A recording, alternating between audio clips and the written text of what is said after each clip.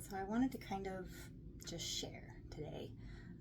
It's a third quarter moon, and it's all about reflection and kind of looking at, what's working, what's not working, and what do you want to move forward with.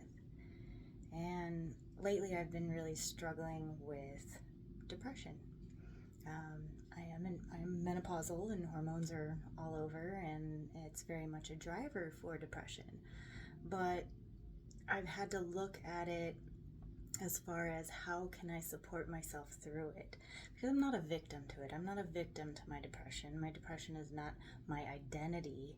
It's a symptom of something, that's biological, as well as, a combination of mental, emotional. And so I've really been looking and thinking about my business. Earlier this morning, last night, I was just feeling very defeated, feeling like, man, it's been this long. I cannot seem to break through. I can't seem to make anything of this, and maybe I should just quit. Maybe I should just give up, go do something else, and it broke my heart to feel that way. Pardon me. I have held so much faith for what's in my heart to share, to share this journey of healing. We are all powerful beings capable of healing ourselves from within, to create a life that we all long for, and so I'm like, what is up with this, and so for me, when I get into these spaces, I lean heavily on my journaling and on pulling cards, connecting with spirit as I can. Sometimes it doesn't feel like I can, but spirit will always come through, as I write, as I journal, as I pull cards in some way. And so today I was looking at my shadow and my light, as I was writing in my journal. I was like, I'm feeling so defeated with my business and trying to find my way as a coach. I said, I'm mad about it. I'm sad about it. I feel like quitting. I feel like giving up, and it sucks. I said, talk about an identity crisis. And, I was just recognizing how I teeter-totter with things. I teeter-totter with ideas. One moment it's so exciting and it's so grand, and the next minute I'm like, oh, I can't do that. I don't know about that. You know what I mean? And then adding on all the everything else that I'm going through, hormonally and whatnot, a lot of old patterns come to the forefront. A lot of old ways of feeling that don't necessarily have words to them unless I'm paying very close attention, because the more I've healed with depression and with my, gaining mastery over my own thoughts and my own feelings, it's layers, it's lots of layers. And so now, it's some things are so subtle that I don't recognize that they're feeding and nurturing that sense of depression. And so, it's a struggle sometimes. And, I realize the struggle is part of the journey, but it's just part. It's not the whole journey. It's just part of it. And I need to see it that way. I can't see the struggling aspect of life as the end all be all. Life is all about endings, beginnings, and the in-betweens. It's a cycle continuously. And so, how I choose to journey through this is up to me. I can journey through with faith and hope and love, or I can journey with cynicism, doubt, and fear, and as I was sitting there, this thought came into my mind of, well, if I'm a way shower, if I'm this pathfinder guide, if I'm someone who's supposed to inspire healing in others, then what the heck kind of example am I right now? And I had to pause, and I'm like, no, that's feeding depression. That's nurturing the part that I don't want, that I don't want to hold on to, because again, I'm not a victim to this. I have much more power than I think I do at times, and I just have to recognize that. And so for me, as I was kind of sitting in this, I was like, man, depression sucks. And I hope this doesn't last very long. Having lived so much of my life in such severe depression, Any bout of depression tended to really spook me. I'm like, yeah, I would feel afraid of it, and I'm like, oh, I don't want to do this, and I would just sort of hide or run away or whatever. But as I learned to use my tools and harness my own power and strength within, I've been able to change the way I move through it. And so this morning I did something very different. I actually pulled from 3 different decks. The first deck I pulled from is one of my shadow decks. So it's a Deviant Moon Tarot. And the first card I got was the Emperor. And as I looked at this, I'm like, what is this telling me, And he's sitting here, and he's got, this little devil under his foot, and he's kind of got this like attitude, and I'm looking at him, I'm like, all right, so he's telling me to master my thoughts, right? And my attitudes.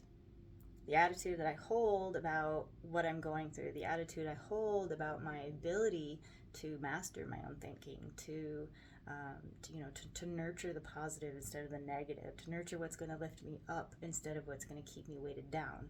That's in my control. That's my control. So that's what the Emperor was telling me this morning. And then I pulled the Queen of Wands. And here, the Queen of Wands is kind of looking at me, and she's just sort of encouraging me, like, you are an all-powerful being. We all are. We all have that in us.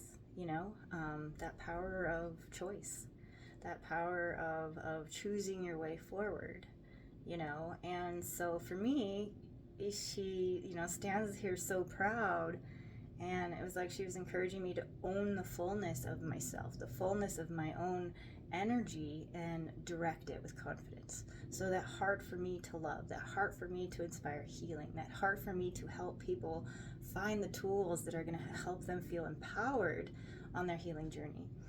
To be able to show that it doesn't matter how deep and dark things have ever been in your life or where they've been inside of you, you can come through it, you can come out of it. And that's always been my heart, And so then I pulled Temperance.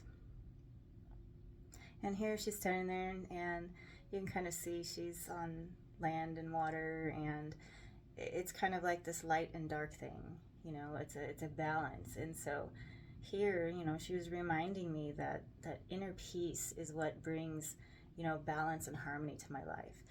So when I can tap into that inner peace into myself, I don't have that conflict, I don't have that chaos that's kind of coming out. I don't feel defeated by everything. I don't feel, like everything else is out to get me, It brings balance. And so then I drew a card from Soul Mirror Oracle, another great deck for any kind of self-shadow work. And I pulled Wish, and it says despairing and hopeful. And a little bit out of the booklet, it said, be sure to make room for the wish by quieting the despairing mind, no matter how big and scary your vision or wish may appear. Things are only ever as big and scary as you create them to be. A negative attachment or pressure for your wish to grow will sow the seed of despair and restrict access to the infinite power the universe holds. And I was like, holy crap. All right, there it is. I am holding this pressure inside myself, this pressure to always be happy, to always be positive, to always be this, bright light. And I feel like we can be a bright light regardless of what we're going through, regardless of the struggle. But it was also this pressure of feeling like I have to perform a certain way. I have to do certain things. I have to, I'm supposed to look like X, Y, and Z, and I realized that I was holding all of this in myself and not paying a whole lot of attention to it. Not like I should, and I wrote down, I made this note, I said, pressure begets despair. And so when we hold so much pressure over ourselves, like pressure to, why are you feeling depressed? You need to get out of it, get out of your shit. It's all in your head, that's not a positive way of helping yourself move out of it. You know what I mean? And so being able to let go of that pressure on myself allows me to let go of those despairing feelings of feeling like I'm just failing, and that nothing's going to move forward because that doesn't serve me. That doesn't serve what I'm wanting to do. It's not helpful, right?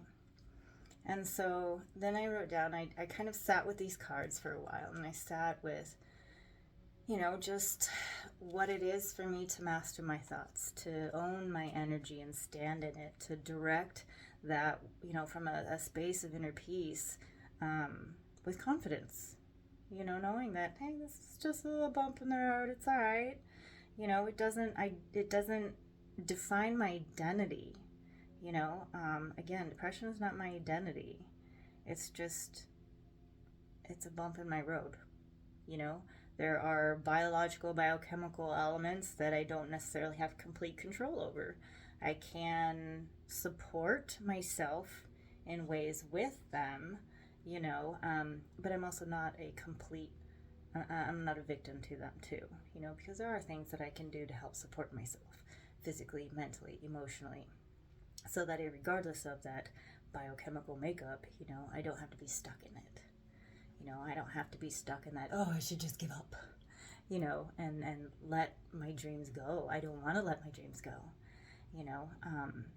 because they're in my soul, man, And so, again, I wrote down just shadow elements of myself: overthinking, uncontrolled and unfocused thinking, feeling too small for a big dream, and then that internal pressure to succeed and be something that maybe I'm not necessarily right now. And so all of that leads to nurturing the depression, nurturing this sense of failure to thrive. It robs me of my truth, it robs me of my wholeness, and it makes me forget who I am. It makes me forget who I truly am, who I am at the soul level, and I don't want to forget that. I don't want to forget who I am. It's important. It's important for us to be able to really remember who we are, to come back to that space of the core of our being is love. We're so harsh on ourselves, on each other, the society, it's just there's a lot of out there. I actually had a number of conversations yesterday while I was out on an adventure with a flat tire with people about how rude people are to each other, and how that has a role, but really it's all about how we are with ourselves. How I am with myself is how I'm going to be with other people, and so anyways, it's we all have these light and dark aspects to ourselves. How do we move through them? How do we integrate them? How do we move forward? We don't have to be stuck. And so I wrote down, I was just writing my questions. Okay, what's my light now? Here's my shadow. What's my light? What do I need to integrate, in my shadow and light aspects to move towards wholeness, in love? How do I do that? And so I pulled cards from the Wildwood Tarot. And this is a deck that I've spent almost a month with every day so far, and it's an awesome deck. But anyhow, the first card I pulled was Eight of Stones, and it says skill. And what this card was telling me was for me to bring awareness of the tools that are around me. I have a lot of practical tools around me that can help me to direct my thoughts, direct my feelings, direct my actions towards love, towards uplifting myself, towards being successful. I have the tools, they're in me, and I just need to stay aware of them. The next card I drew was the Queen of Arrows, Swan. And this card here was telling me that,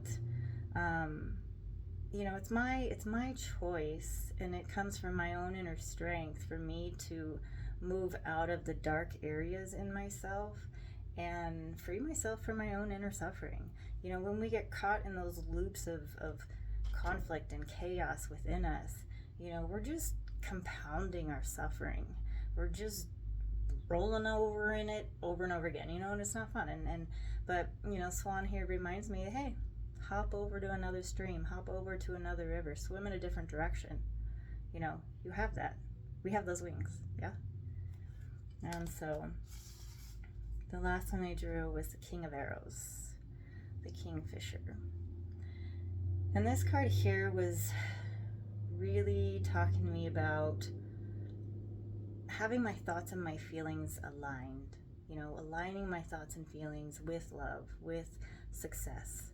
And to hold, to know that I have the discernment and the strength within me to move from a place of inner peace, to have this sort of calm clarity in my way forward, and so as I am empowered in my own choices, and I am recognizing and utilizing the tools that I have around me to lift me up and to move me forward in a positive way,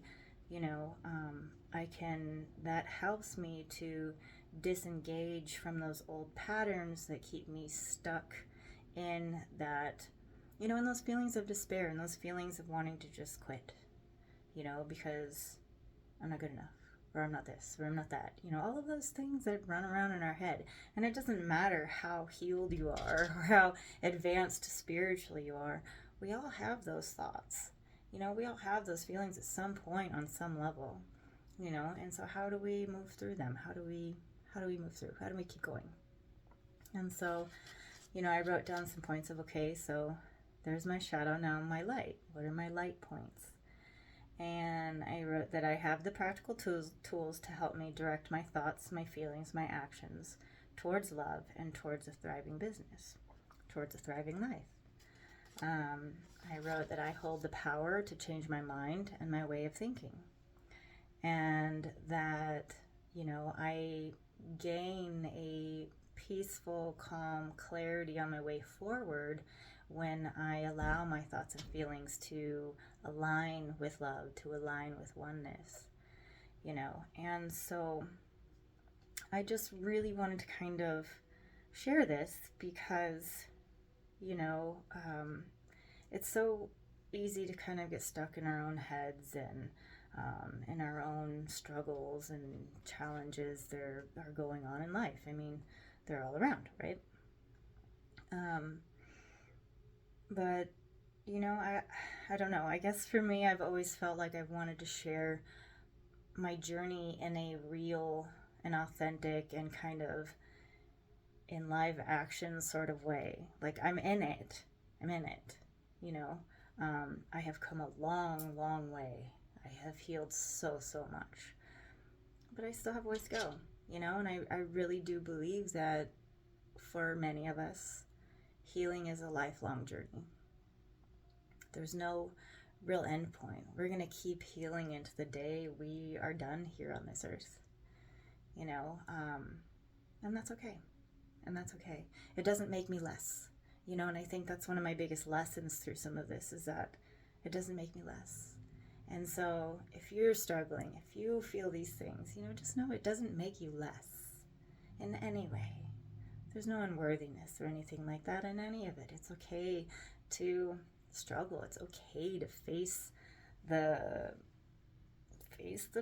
dark stuff, to look at your shadow but not feel like you have to hide it away or somehow get rid of it. We have to bring our shadow into the light. We have to be able to integrate it in a way that is supportive and loving.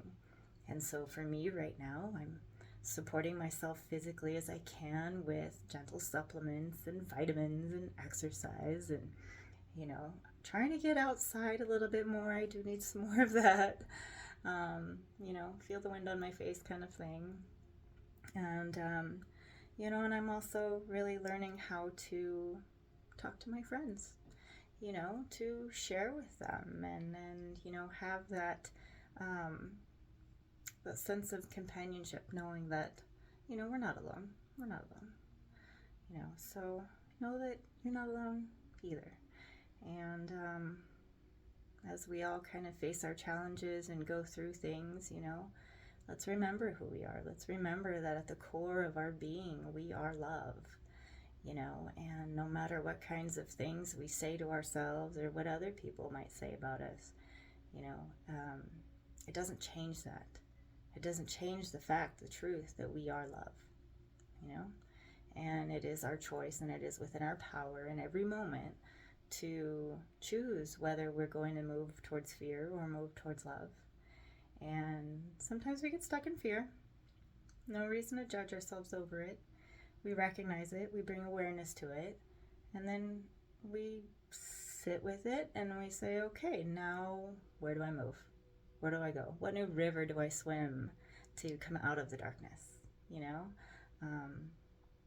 So yeah, I hope you got something good out of that.